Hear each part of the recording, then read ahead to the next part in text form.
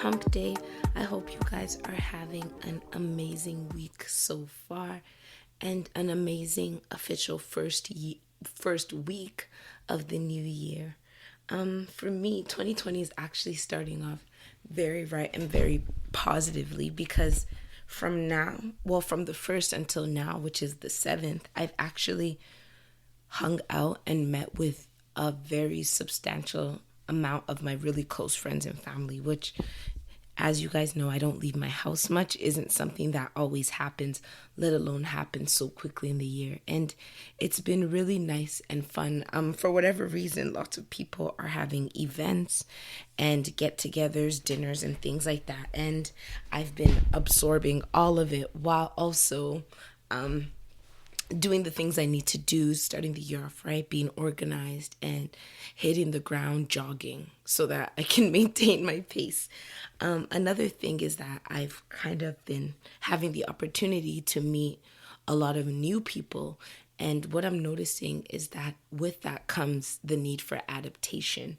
I love my comfort zone. I love knowing the people I know and absorbing their energy and kind of just staying there because it's safe, it's comfortable.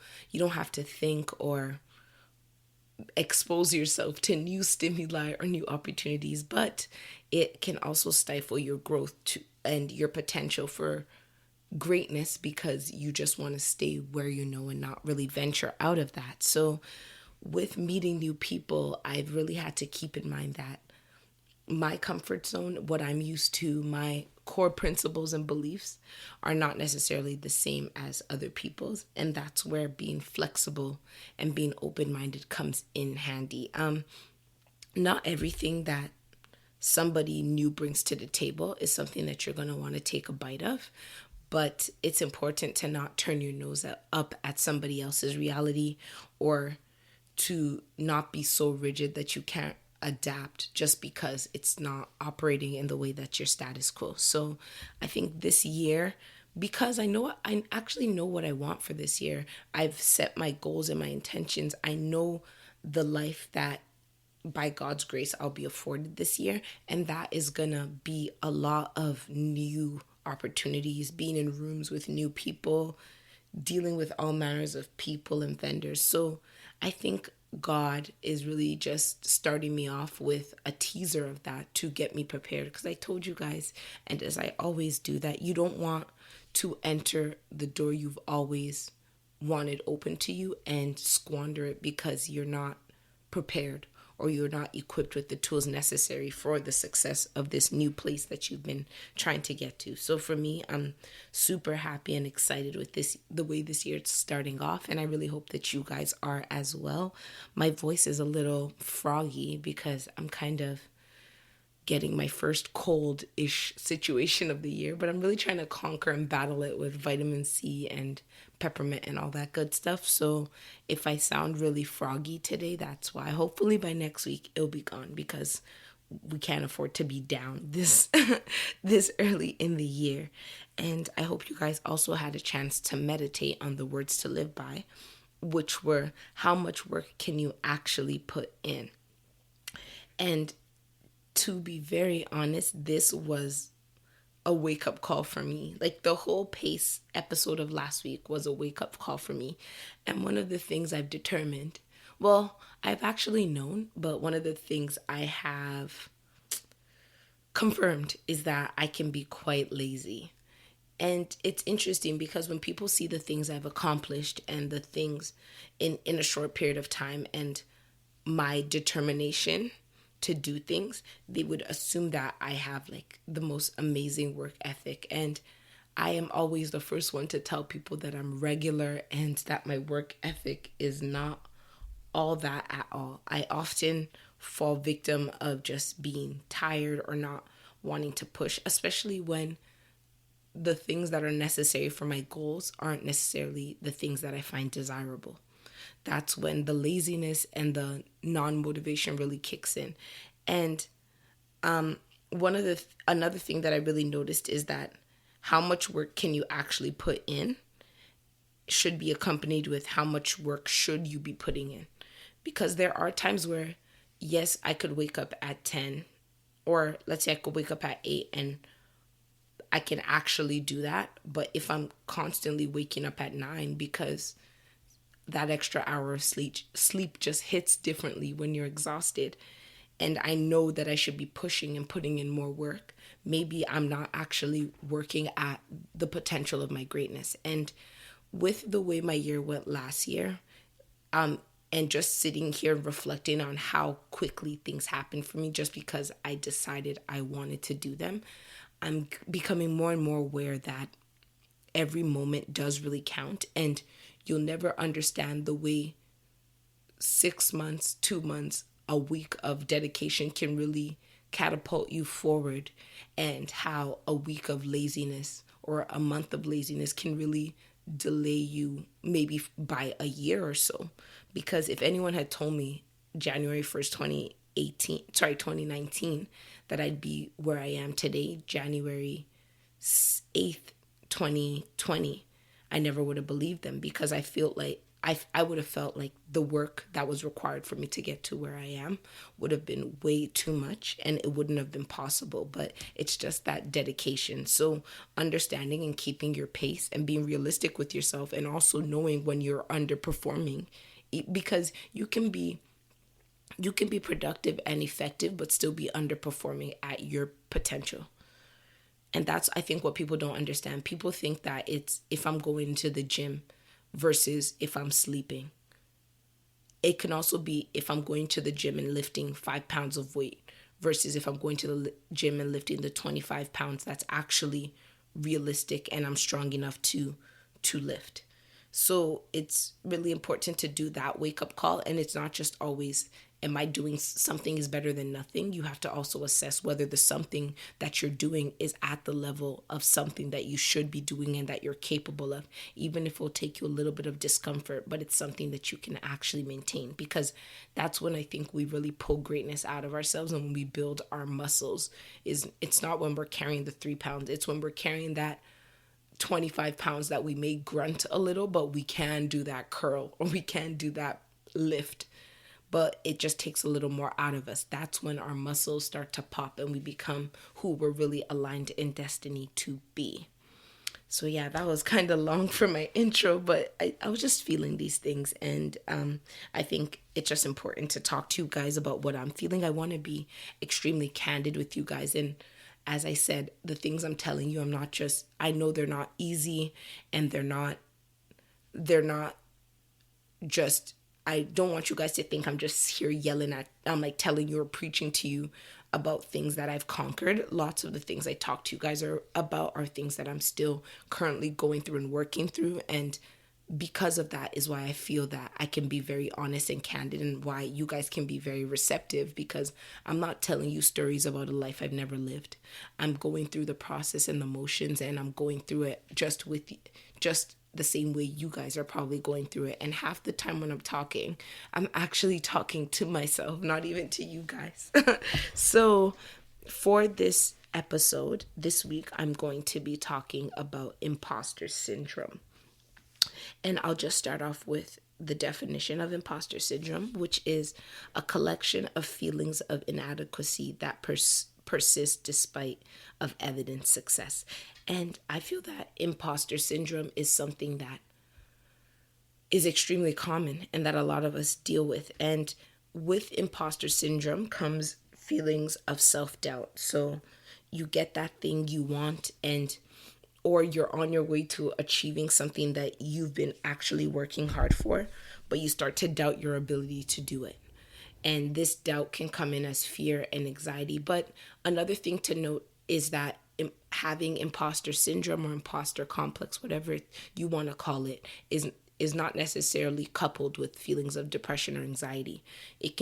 Someone with imposter syndrome can be the most normal, well-balanced person, but the moment that they enter into certain rooms or certain situations, they just start to feel heavy self-doubt of their ability to be there. And another prevailing feeling of imposter syndrome is the feeling of being a fraud, or feeling as if your place in a certain situation is fraudulent and that you've pretty much pulled the wool over everybody's eyes by getting there. And another feeling is that imposter syndrome overrides the feeling of success or proofs of confidence. And why this is important is because you can be that person who's gone to school, gotten good grades, gotten a job based on your academic ability, are performing well in that job and still feel imposter syndrome. You can get a promotion and still feel imposter syndrome. You can be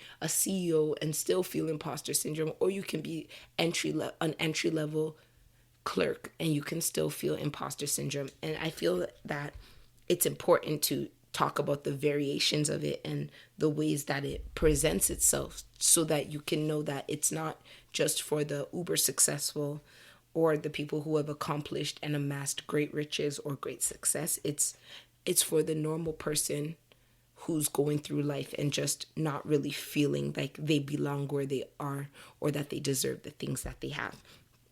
And the reason why I feel like it's very important to acknowledge imposter syndrome, especially at the beginning of the year, like I am right now. It's actually been an episode topic that I wanted to talk about, I'd say probably since October, but I just couldn't find the words and how to place it appropriately. But this week it just really hit me that I think it's time for me to discuss it. And the reason why, as I said, it's important to acknowledge imposter syndrome is because once you've set your pace for the year, imposter syndrome can really, really be that left an unexpected consequence or unexpected phenomena that really messes you up and slows you down. Because it's one thing to set your pace and know this pace is realistic, and when you're maintaining that pace and great things are coming to you, imposter syndrome can be that boogeyman in the closet that you wouldn't have even expected to be an issue for you to have to deal with. And when imposter syndrome creeps up on you like that, as you've set yourself up appropriately and you're working hard and you're doing your due diligence, it can seriously affect your ability to continue at that pace, and it can affect your ability to continue to progress at the level that you should be. So once you need to understand that this is a thing, and it's not uncommon, and it's not just a one-off for one person. I feel like almost all of us will get to get in situations where we'll feel like, do we actually deserve, or do we actually belong in these places where we are? For me, with my book, I'd say for a split second, there were a few moments where I'd be like, did I really do this? And it would be more so when people were giving me accolades on how the book has affected them and how the book has made them feel, that I'd really stop and be like, are you sure you're talking about my book? Like, I wrote it. It wasn't that difficult for me to write. So that my book really couldn't have shifted things for you, but it was and when I realized what I was doing to myself, I had to quickly snap out of that, because it was actually a disservice to the work I've put in and a slap in the face to the effort that I've consistently put in. And the thing is that with imposter syndrome, it's not like you getting a job because your parent is golf buddies with the CEO of the job and you don't actually have the necessary skills required. Because yes, then you can feel like a fraud, because sorry to admit it to you, low key, you may be a fraud. Like getting a job without the credentials just because of who you know, and being put into that space where you're expected to perform at the level of people who do know their stuff, can be very overwhelming. And yes, you can feel like a fraud because you are, but imposter syndrome is not that. It's you actually putting in the necessary work, and irrespective of the fact that you have the success, the accolades, and the mental ability to be doing what you're doing and to have access to the rooms and the people that you have access to, you still feel inferior and as if you've pulled the wool over their eyes. Another reason why it's important to acknowledge imposter syndrome is because acknowledging it will allow you to check yourself, because you'll often feel like you don't deserve what you have, and you'll wonder why you.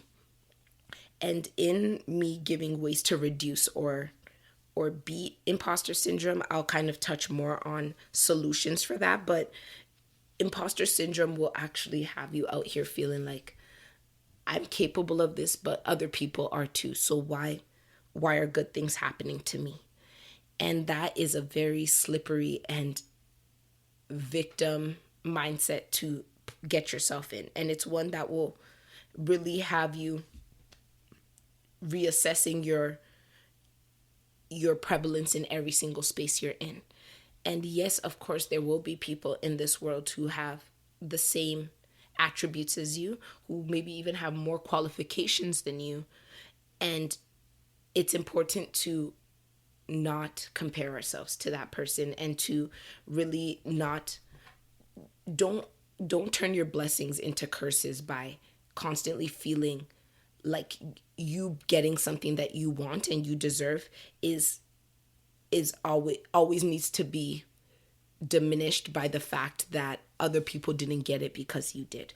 Because that's just life. Some people will get stuff and some people will not get stuff, because there are limited resources and times for everybody. Like, this may just be your moment, but that feeling of, why did I deserve this? Why did I get it? They said that there was a hiring pool of 100 people.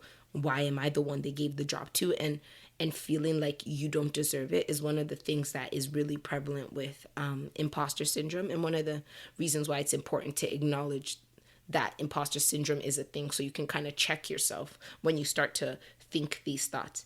And the third reason why it's important to acknowledge imposter syndrome, and for us to have this discussion that we're having today, is because when imposter syndrome really takes a hold of you psychologically and starts to make you feel like you need to shrink yourself because you don't belong anywhere good, or that you don't deserve good things, what happens is that it'll start to hinder you and stop you from progressing. And people might think that this is crazy, but it's actually very easy for you to stop progressing and stop pushing.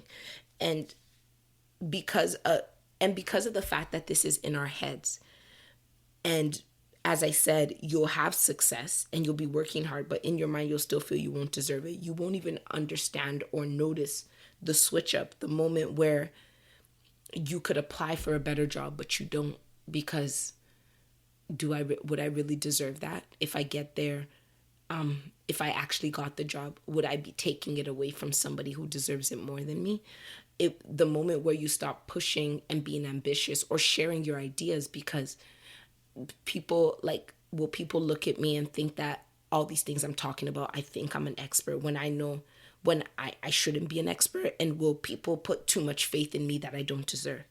And in getting into these traps of negative, or of negatively looking at yourself and negatively gauging your abilities in comparison to the world, even though it's unfounded and unjustified, without you realizing it, you'll start to actually stop doing what you're supposed to be doing, and you'll start to shrink yourself. And what happens at this point is that your creativity levels stop, your ambition stops, and you unintentionally reduce your pace to zero or to very low, just because of the fact that you're starting to feel like you're a fraud in those spaces that you're in, and that you don't deserve the things you deserve. So I've come up with 3 ways that I think we can either reduce or beat imposter syndrome. And these 3 ways are mindset, self-check, and communication. Seems very simple, and I think it actually is very simple, because if we put in the work and we constantly stay on top of ourselves and talk about the things we're feeling, it'll help us kind of see things more clearly and get out of this funk. And while I was doing research for this episode, I went on YouTube, I went on Google, I just kind of went all over the place, listened to a few podcasts.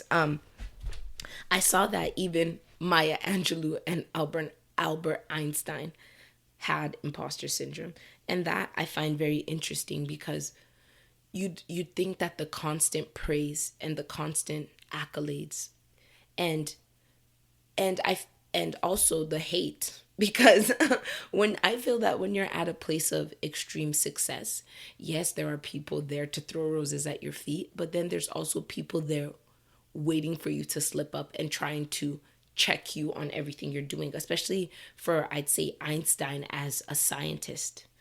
You know, he brings out a theory. There are people at the door waiting to debunk these theories. So when you can reach that level of success with the barriers required, you'd think that when everybody's telling you how you've changed their lives, that you would no longer feel these feelings of inadequacy or self-doubt. But that just goes to show you that it's not about what you've accomplished. Because another thing with before I get into the reduction is that you may think that if I get this degree, I'll be good enough. If I get these certifications, I'll be good enough. If I prove myself in certain ways, I'll be good enough. But what happens is that when you do those things that are required of you, they add to your prestige. Like, even though it might sound a little crazy, but having a bunch of degrees behind your name, or the whole alphabet behind your name, really does add to your prestige, or your perceived prestige. And what happens when there's the perception of you being very knowledgeable is that more doors will open to you. So maybe if you got all those degrees and you stayed at your same job, you may feel that, yes, I finally deserve my space here. But as life will have it, an opportunity will have it, more will be open to you. And when you enter these new levels and you're into more spaces that give you more access, and you're at more tables, the cycle will continue.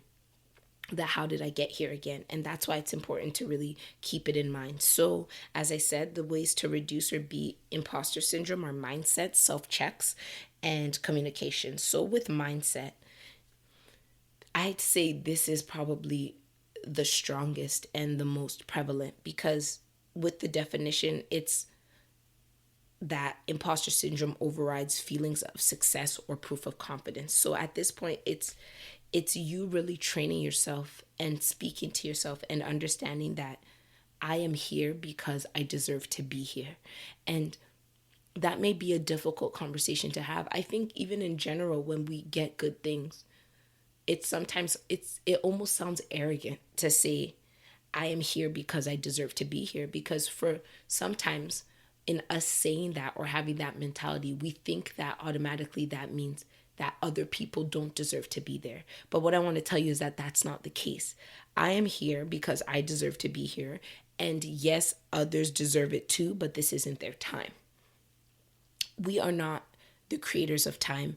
We are not the creators of moments. There are opportunities that will arise, and it's in when we feel it's in our best interest, we'll capitalize on those opportunities. And even capitalizing on those opportunities is not a guarantee that they'll be granted to us, because I go on Indeed. Well, I used to go on Indeed and I'd see job postings, and I'd get a notification on my phone that a new job is available, and that moment I'd apply for it. And I'd finesse my resume and align everything strategically, and I still wouldn't get it. That doesn't mean that I didn't do the work. It just means that for whatever reason, it wasn't my moment. And the same way that we can cut slack to other people and be happy for them when they get something that they've really wanted, that, other people may have wanted as well, is the same way we need to afford ourselves that ability to have joy and to feel like, to bask in the glory of what we've gotten, because there will always be somebody else vying for a position that you have. And the fact that you get it and somebody else doesn't mean that you don't deserve it, or that they deserve it any less, or that you should sit here and not be happy or feel as if you've stolen something or you've tricked everybody by getting here. It's just your moment and your time. And for me, I believe in faith. I believe in alignment. And there are some places where I get into and I'm like, whoa, how did this happen? But sometimes it's not my place to question that. It's my place to, now this is where I am. I just need to make sure that I constantly do what is required of me to maintain and to be grateful for this position. Because I think when you get something that a lot of people have been buying for, instead of feeling guilty, I think the better mindset is to be grateful for the opportunity and the fact that it was afforded to you.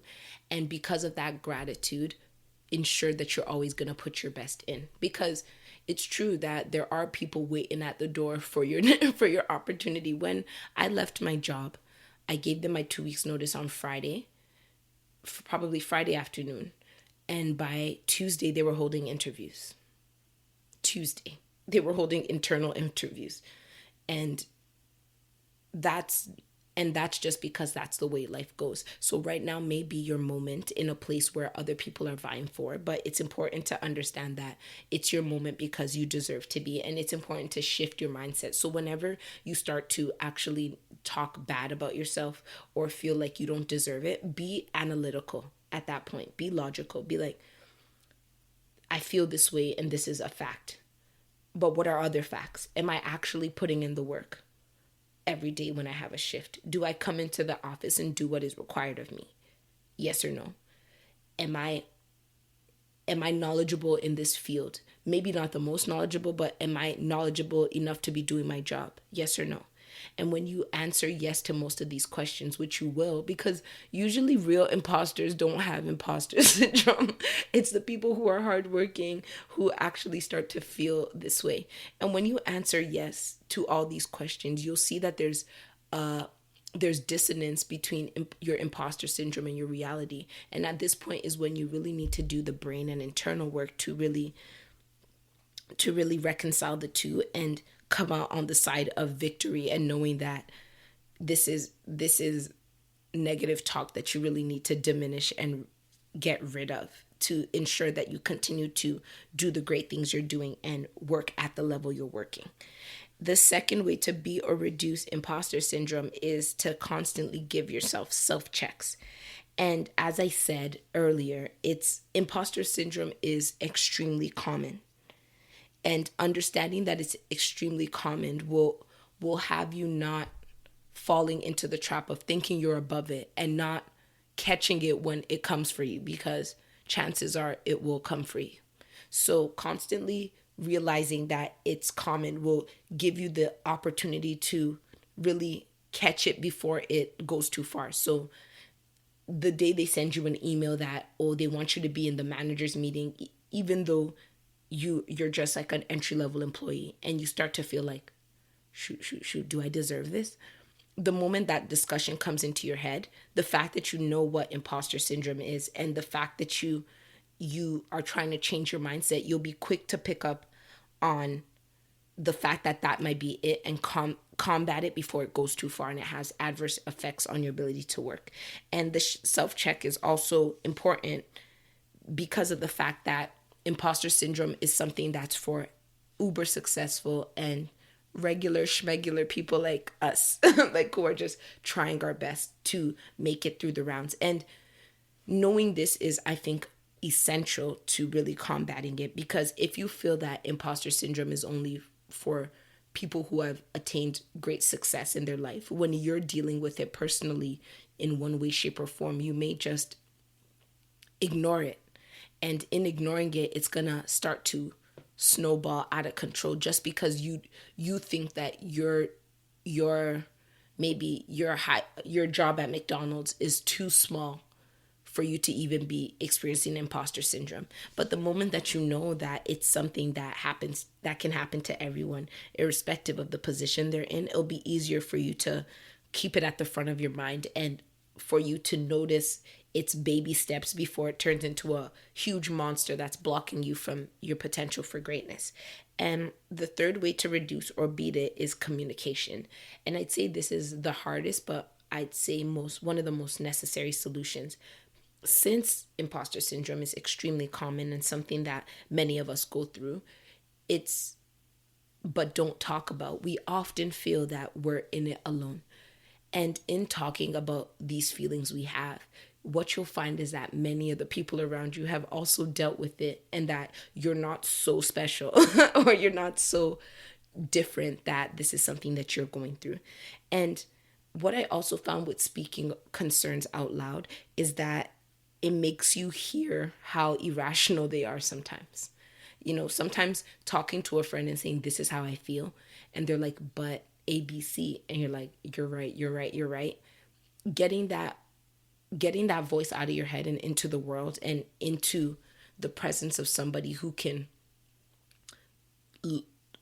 knows you well enough to talk you through your emotions and maybe bring it to your forefront in a different light is something that can really help and be beneficial. So as I said, the 3 ways to reduce or be imposter syndrome is mindset, self-check, and communication. So as we're entering more into this year, or as we've entered into this year, and we are all here trying to accomplish great things, I wouldn't want this to be the one thing that really stops you or hinders you from really giving it your all. So I hope you guys take this in and that it helps you, and that it's at least one monster in the path to success that we have the necessary swords to slay and kill as soon as it rears its ugly head. So the words to live by for this week in conjunction with the topic of imposter syndrome is: people have more than me, people have less than me, but people aren't me. One more time: people have more than me, people have less than me, but people aren't me. And what I call this is the you factor. And what I find is that, especially with dealing with feelings of inferiority and imposter syndrome, is that the you factor is one of the reasons, or one of the ways that you can really alleviate these feelings of guilt. Because understanding what the you factor is understanding that irrespective of what I have that can be commonly attained, so degrees, experience, connections, the one thing that I have that nobody else has is me being uniquely me. And that can be anything. It could be, it's actually anything and everything, because the you factor is the unique combination of all personality traits that make you different from the person beside you. So yes, you can be kind and people around you can be kind, but your combination of kindness with self-awareness or whatever, in the ways you have it, in addition to your personality, maybe it's super lighthearted, are what make you special, and what make it so that you don't have to be guilty, or you don't have to compare yourself with others. Because when you understand that you may have less qualifications than somebody else that applied for the job and you're the one who got the job, you won't sit there and feel guilty, because it'll be the fact that I may have less qualifications on paper, but there's certain things about me that cannot be written on paper, that can only be experienced, that put me at a different level than you. Not necessarily better or worse, it just puts me in a different space. And that may have been the catalyst that was seen this time, that was the necessary push that gave me an opportunity over others.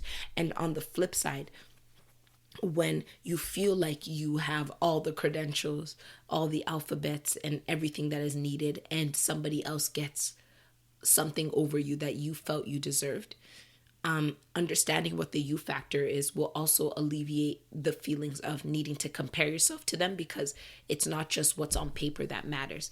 And what I feel like this does is that it puts you in your own lane in a way that you no longer feel the need to compete in certain ways. You'll always push and strive for your best, but because of the fact that you understand that you are different, it'll give you that confidence and push to continue to move forward and not be bogged down by the comparison game or the guilt game. So I really hope that helps you guys. Have an amazing week, and